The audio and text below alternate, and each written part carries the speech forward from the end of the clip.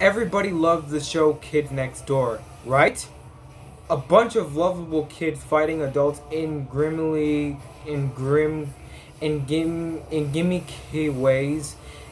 What isn't to love? However, the story behind the main characters, Sector V, isn't so fun-filled. The kids were all based off of real children, and I'm here to tell their story. I'm going to keep their names disclosed, however, out of respect to the deceased. Number 5 was based off a girl who lived in the top floor of an apartment in the Philadelphia ghettos. Her mom was a drunk and her dad was a successful jazz artist, but he was never around due to all of his shows. His mother, her mother always, her mother almost always abused her in some way, whether it was locking out in the rain, snow, burning her arm with a cigarette, or just all of the emotional abuse she suffered. But one day it got too far. They were fighting as usual, but the girl made a mistake of slapping her mom back. Her mother got so outraged by this that she grabbed her arm and threw her across the room. While she was only aiming for the wall, she threw her daughter into the wall, which shattered, causing the girl to fall 10 stories to her death. Her character now acts as if a mother figure to her sector, being the mother to them that she wished she had. Number 4 was based off of a teen whose dad was a professional boxer.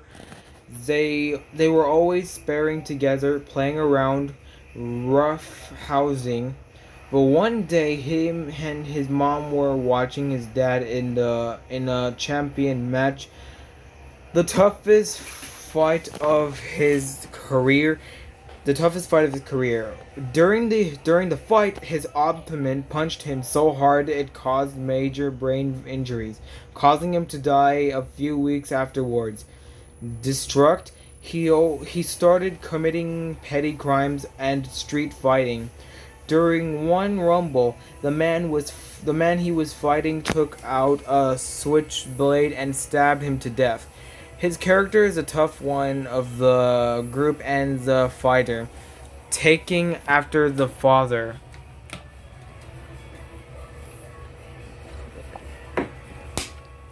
Number 3 had a happy life. Both of her parents were perfectly healthy. She went to a high quality school and lived in an upper middle class neighborhood. She always wore her older brother's sweater that he gave her before he went off to college. She was the sweetest girl ever. She always visited her local SPCA and other abandoned animal centers to help care for them. Everybody loved her. She always kept a smile on her face. One day she was drawing a monkey and a rainbow on the street with chalk. When she saw a dog on the other side of the street, she smiled at it and said hi, but it only stood there and growled at her. She seemed puzzled, yet she wasn't scared.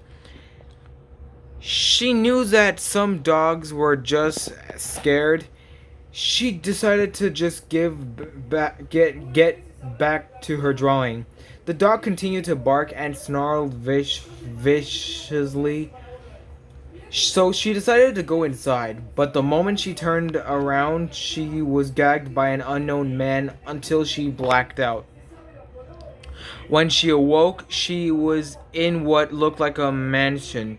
She saw a man before that she didn't recognize. He was still in the shadows, but she could tell he was large and had a cigar. He came into the light when he noticed she was awake and he was naked. She realized she also had no clothes on and she started to freak out. The man put out his cigar and proceeded to molest the poor girl. For what seemed like an eternity, he was finished with her, but he didn't want her telling anyone about him, so he murdered So he murdered her slowly, ripping off her limbs one by one, getting a sick twisted owls while he was doing it. While she was thoroughly dismembered, he went back to the same spot where he captured her, dropping off her bloody head on top of the drawing and sped past. Her parents came screaming out with tears in their eyes when they saw her disembodied bodied head on top of the drawing of monkeys and rainbows, with a weeping dog next to it.